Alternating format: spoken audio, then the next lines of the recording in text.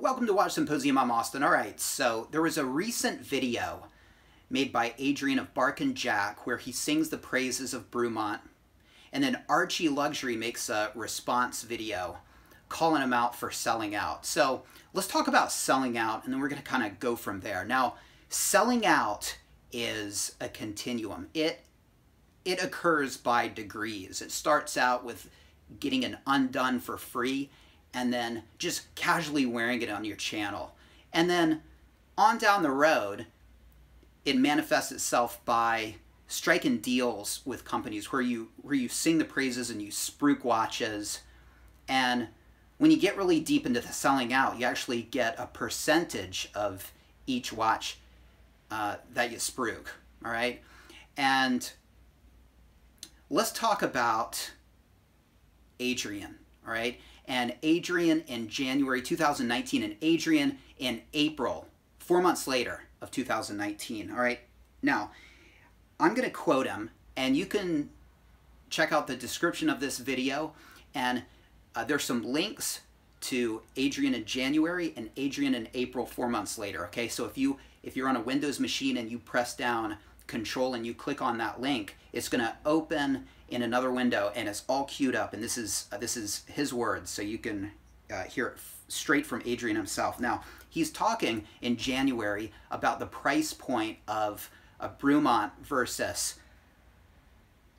a Patek, all right? His words, he says, 18,000 pounds for a white gold Brumont is just ridiculous. You can get a Patek 5196 for that money, a beautiful Calatrava, a beautifully designed, perfectly designed Calatrava for less than the price of a Brumont. It makes 0 cents, and your money will be safe in the Calatrava.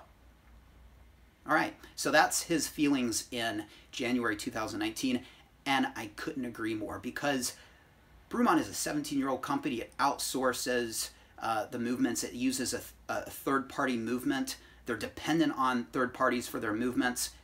And Patek is a 180-year-old watch brand. It's arguably the best, most prestigious watch brand in the world.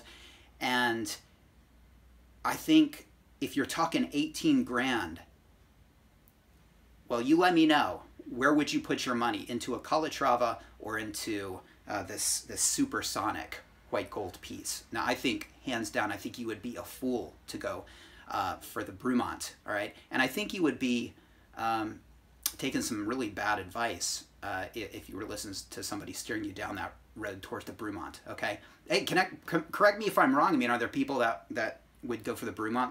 Let me know in the comment section. What would you go for, all right? I totally agree with Adrian here. He's logical. It makes logical sense, all right? Now, 4 months later, he changes his tune a bit. Check out the link in the description, and you can hear it straight from Adrian himself. He writes, or no, he says, 4 months later, my last video was very critical of their Concorde piece, the Supersonic. He's talking about that video that I just quoted. I was comparing it to the price point of Patek, which is a stupid thing to do because it's very different branding, very different heritage, and they aren't the same watch. All right. No, it's not a stupid thing to do. It's a very important thing to do. Okay, when somebody gets together 18 grand and they're looking to make a watch purchase, you have to compare. There's a very comparative aspect to this hobby. And if you're not comparing, you're not doing it right. And part of the reason why we make watch channels and we have viewers is because we make those comparisons. We help people think through and make good decisions. All right, so you have to compare, all right? That's why people watch you, and that's part of it. So just get used to that, all right? It's a very sensible thing to compare. Now, he says this is stupid to compare the price point of a Patek, which the reason being, number one, again, I'm quoting him, he says, very different branding. All right, well, branding is talking about the emotional and psychological associations people make with brands, and look, that's a platitude. That's stating the obvious. I mean, you know, you give me Timex or Casio or Omega or Rolex. I mean, each one has different branding, of course. I mean, you give me two brands, each one is going to have different branding. So that's sort of stating the obvious. Number two, stating the obvious. Again, he says, very different heritage. Now, Heritage, of course, is talking about, you know, the background and the inherited property of the watch. They do have very different heritage. You're talking a 17-year-old brand with Brumont, and you're talking a 180-year-old brand with Patek. So, yes, the heritage is completely different. And that's sort of the crux of it right there, because Brumont doesn't have the heritage to justify 18 grand, whereas Patek does, all right? And then number 3 is another platitude. He says they aren't the same watch. Yeah, they're not the same watch. Thanks. That's a brilliant point there. Obviously, they're not the same watch, okay?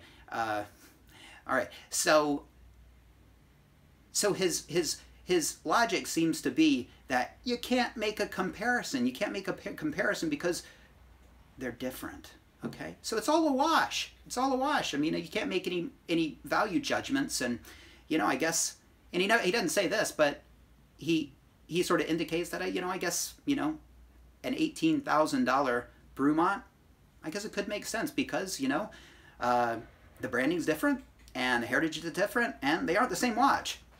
All right, so he seemed to go in January from a very logical opinion to, in April, a very illogical opinion. What happened? Well, he got invited, he got courted, and that changed him, okay?